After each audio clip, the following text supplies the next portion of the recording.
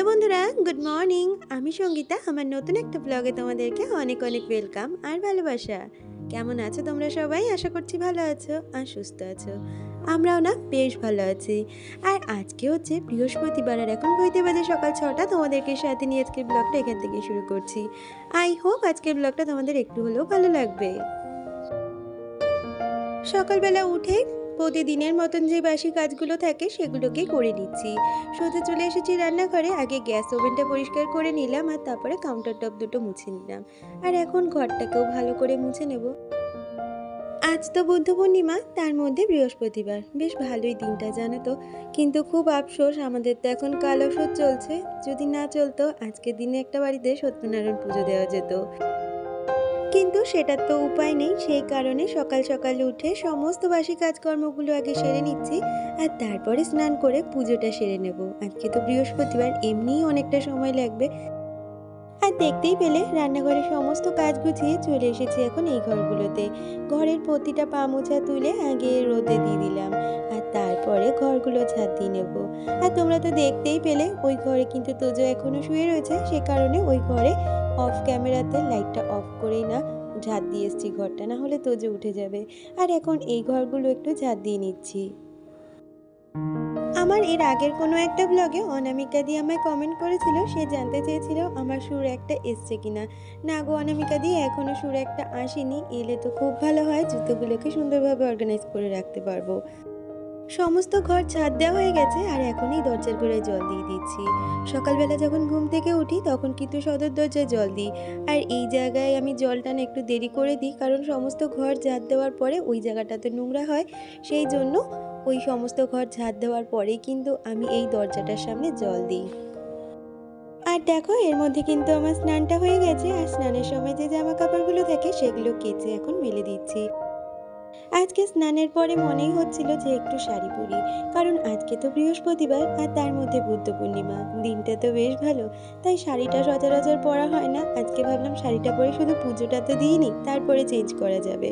আর এই দেখো, এখন আমি কিন্তু পুজোটাও দিয়ে নিচ্ছি। প্রথমেই আমার গোপু সোনাগুলোকে স্নান করিয়ে নিয়েছি আর তারপরে ড্রেস পরিয়ে সুন্দর করে সাজিয়ে দিয়েছি। আর এখন আমার শিব ঠাকুরকে স্নান করিয়ে নিয়েছি। আজকে তো বৃহস্পতিবার, সে কারণে কিন্তু আমার মা লক্ষ্মীকেও স্নান করিয়ে দিচ্ছি।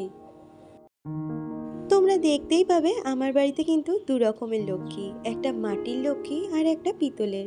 আবার যখন আমাদের বাড়িতে লক্ষ্মী পুজো হয় তখন কিন্তু কলা বউ পুজো করা হয়। আসলে লক্ষ্মী পুজোটা দেখি এক একজনের এক এক রকম নিয়মে পূজিত হয়।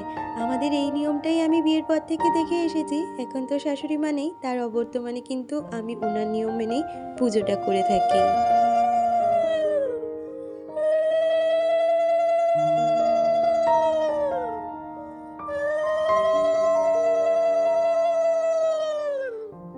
আর এই যে মা লক্ষ্মীর ঘরটা আমি পেতে দিয়েছি আর এখন সবাইকে সেবা দিয়ে দেবো। প্রথমে আমার গোপোষণাকে দিয়ে দিলাম আর এখন আমি আরতিটা করে নিচ্ছি। আজকে তো বৃহস্পতিবার, সে কারণে ঘন্টা কাসর কিছুই বাজাবো না, শুধু শঙ্খ আর উলুধ্বনি দিয়েই পুজোটা করব।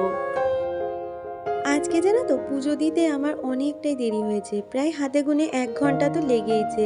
ইতিমধ্যে হাজবেন্ড চাটা করে নিয়েছে আর বিছানাটাও তুলে নিয়েছে। তার আবার বেরোনোর তাড়া ছিল, তাই আমি কিন্তু চাটা খেয়ে সোজা রান্নাঘরে চলে এসেছি ব্রেকফাস্টটা বানিয়ে নিতে। জানো তো, আমরা তো ক্যামেরা ধরে ভিডিও করি, কিন্তু ক্যামেরার পিছনে থেকেও আমার হাজবেন্ড অনেকটা হেল্প করে এই সংসারের কাজে আমাকে। যখন তোজো স্কুল থাকতো সকালের দিকে তখন কিন্তু অনেকটাই হেল্প করতো, যেটা কিন্তু কখনোই ক্যামেরা বন্দি করা হয় না। আর এখনও কিন্তু সেটা করে। সত্যিই কিন্তু ভাগ্য করলেই এরকম স্বামী পাওয়া যায়। আমি যে বাপের বাড়ি কত দিন যাই না, এতে কিন্তু আমার কোনো আক্ষেপ নেই। আসলে কি বলতো, আমরা যখন বিয়ের পরে একটা নতুন পরিবারে আসি, যার হাত ধরে সেই মানুষটা যদি সঠিক হয় আর সেই মানুষটা যদি প্রতিটা মুহূর্তে তোমাকে সাপোর্ট করে, তাহলে দেখবে এই পৃথিবীর কোনো কষ্টই তোমার কষ্ট মনে হবে না। আর এই দেখো, কথা বলতে বলতে আমি কিন্তু সোজা মেন রান্নায় চলে এসেছি। ব্রেকফাস্টটা বানিয়ে আগে সবাইকে দিয়ে নিয়েছি আর এখন এই রান্না করে নেব। আজকে বাজার থেকে আনা হয়েছিল মাছের মাথা, সেটা করব পুঁই শাক দিয়ে। আর তার সাথে আনা হয়েছিল ট্যাংরা মাছ। তো দুটো গ্যাসে দুটো কড়াই বসিয়ে দিয়ে এখন রান্নাগুলো ঝপঝপ করে নেব। এইদিকে আমি ট্যাংরা মাছটা ভাজা বসিয়ে দিয়েছি আর ওদিকে মাছের মাথাটা ভেজে নেব আগে। আর তোমরা তো জানোই, যখন আমি মাছ ভাজি যে ধরনের মাছগুলো ফাটে সেগুলো কিন্তু আমি এরকম ঢাকা চাপা দিয়েই ভাজি। আর যেটাই মাছের মাথাটা ভাজছিলাম সেই লিডটার না মাথাটা ভেঙে গেছে, যার জন্য আমার ধরতে না ভীষণ অসুবিধা হয়। সেই কারণে সাঁড়াশি দিয়েই আজকে কাজটা চালিয়ে নিলাম। আর এখন দেখো পুঁই শাকটাকে ভালো করে ধুয়ে নিচ্ছি। তাহলে চলো রান্না করতে করতে আমার আজকে সুন্দর কয়েকজন দিদিবোনেদের নাম নেওয়া যাক।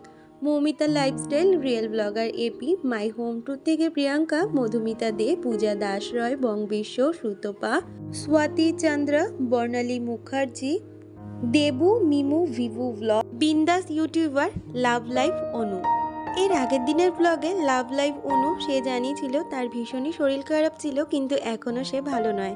তো আমি তাকে জিজ্ঞেস করেছিলাম কি হয়েছে, সে কিন্তু আমাকে তার কি সমস্যা জানিয়েছে। সে এও লিখেছে তোমার আশীর্বাদে এখন ভালো আছি। তো অনু, আমার আশীর্বাদ নয় গো, ভগবানের আশীর্বাদ আর মা বাবার ভালোবাসা। আমি সব সময় সেটা মনে করি, আমি তোমাকে আশীর্বাদ করার মতন কেউ নয়। হয়তো আমি তোমার ভালো চাইতে পারি, ভগবানের কাছে প্রে করতে পারি, তবে আমি তোমাকে তো আশীর্বাদ করতে পারি না, তাই না? আর দেখো তোমাদের সাথে কথা বলতে বলতে আমি কিন্তু ওদিকে মাছের ঝোলটা বসিয়েছি। আর ট্যাংরা মাছটা না আমি পেঁয়াজটা ঘষেই এইভাবে সবসময় রান্না করি, এতে না খেতে অনেকটাই টেস্টি হয়। দেখবে আমরা যখন রান্না করি পেঁয়াজ ঘষে রান্না করার এক রকমের টেস্ট, পেঁয়াজ কুচি কুচি করে কেটে রান্না করার এক রকমের টেস্ট, আর পেঁয়াজ বেটে রান্না করার এক রকমের টেস্ট হয়। তো আমি না 3 রকমের টেস্টই খেয়ে দেখেছি। আমার মনে হয় কিছু কিছু ক্ষেত্রে এরকম ঘষে পেঁয়াজ ব্যবহার করলে সেই টেস্টটাও দুর্দান্ত লাগে। আর এই দেখো তোমাদের সাথে কথা বলতে বলতে আমার কিন্তু এদিকে মাছের ঝোলটা হয়ে গেছে। মাছের ঝোলটা কিন্তু সত্যিই দুর্দান্ত খেতে হয়েছিল। আর এদিকে দেখো পুঁই শাকটাও হয়ে গেছে, তবে পুঁই শাকটা না খুব একটা ভালো হয়নি, কারণ পুঁই শাকে যে মাছের মাথাটা দিয়েছিলাম, মাছের মাথার কোনো সেন্টই ছিল না। সে যেন পুঁই শাকটা খেয়ে আমার যেন আজকে একটুও ভালো লাগেনি। তার মধ্যে নুনটাও না একটু কম হয়ে গেছিলো জানো তো। এখনো পর্যন্ত যে সমস্ত বন্ধুরা আমার আজকের ভিডিওটার সাথে রয়েছে, আমার আজকের ভিডিওটা তোমাদের যদি কিছু ভালো লেগে থাকে প্লিজ একটা লাইক কমেন্ট করে দিয়ে যেও। আর আমার চ্যানেলে নতুন বন্ধু হয়ে থাকলে চ্যানেলটা সাবস্ক্রাইব করে আমার পাশে থেকো। আমার প্রায় দিনের ভ্লগে একটা কমন কমেন্ট আমি তোমাদের থেকে পাই যে আমি আমার কিচেনের কন্টেনারগুলো কোথা থেকে নিয়েছি। তো আমি সবাইকে বলতে চাই আমি কিন্তু অনলাইন থেকেই নিয়েছি। আর অনেকেই আমার কাছে লিঙ্ক চেয়েছো, আমি কিন্তু কমিউনিটি পোস্টে দেখো এক একটা ফটো দিয়ে মানে কোন কন্টেনারটার কী লিঙ্ক আছে সেইভাবেই আমি পোস্ট করছি। তো কালকে একটা কমিউনিটি পোস্ট করেছি, আজকে 2-3টে করে দেবো। আর এদিকে রান্নাঘরের কাজ সেরে এসে জামা কাপড়গুলো তুলে নিলাম, তারপর তোজোকে খেতে দিয়ে দিয়েছিলাম আর এখন আমরাও খেতে বসে পড়েছি। এর মধ্যে দুপুরবেলা একটু শুয়েছিলাম। দুপুরবেলা জানা তো কোনো দিনই আমার ঘুম আসে না, নয় কখনো এডিটিংয়ের কাজ করি বা কখনো টিভি ফোন দেখেই দুপুরটা কাটিয়ে দিই। আর এখন বিকালবেলা একটু ঘরদোরটা পরিষ্কার করে নিচ্ছি। প্রথমেই জানলাটা খুলে দিলাম। দুপুরের দিক করে তো এসি চলে, সেক্ষেত্রে কিন্তু জানলা দরজা দুপুরে বন্ধই থাকে, তাই জানলাটা খুলে এখন বিছানাটাও গুছিয়ে নিচ্ছি। দুপুরের দিকে না ঘুমালেও কিন্তু আমরা শুই, সে কারণে বিছানাটা কিন্তু প্রায় রাত্রের মতনই অগোছালো হয়ে যায়, তাই আবারও করে বিছানাটাকে পরিষ্কার করে নিচ্ছি। বিকালের দিক করে খুব একটা বেশি কাজ থাকে না, এই ঘরদোর হালকা বিস্তার একটু পরিষ্কার করে নেওয়ার কাজগুলোই থাকে। সকালে যে জামা কাপড়গুলো তুলেছিলাম সেগুলো আর ভাঁজ করা হয়নি, তাই এখন সেগুলোকে ভাঁজ করে নিচ্ছি। আসলে আমি চেষ্টা করি সব সময় এক বেলার মধ্যেই ঘরের সমস্ত কাজ সেরে নেওয়ার। বিকালের দিকে টুকটাক কাজগুলো হালকাভাবে করে নেব, কারণ সারা দিন কাজ করলে আমাদের তো নিজেদের শরীরকেও একটু রেস্ট দিতে হবে, তাই না? আমি তাই চেষ্টা করি সময়ের মধ্যে সমস্ত কাজ গুছিয়ে নিজের জন্য কিছুটা সময় বার করার।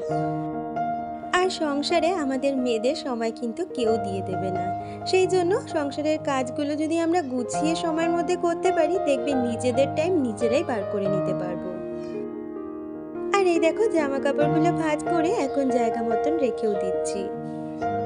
আমি সংসারের কাজগুলো এমনভাবে গুছিয়ে করার চেষ্টা করি যে কাজটা আমি একবার করব সেই কাজটার প্রতি যেন আমাকে দ্বিতীয়বার হাত না দিতে হয়।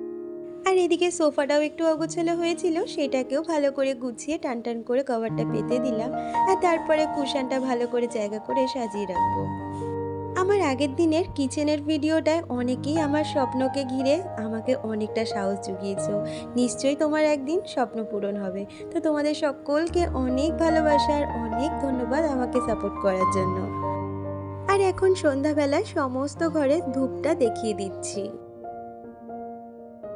তাহলে বন্ধুরা, আজকের ভিডিওটা আর বাড়াচ্ছি না, এখানেই রাখছি। দেখা হচ্ছে পরবর্তী ভিডিওর সাথে। ততক্ষণ তোমরা খুব ভালো থেকো, সুস্থ থেকো।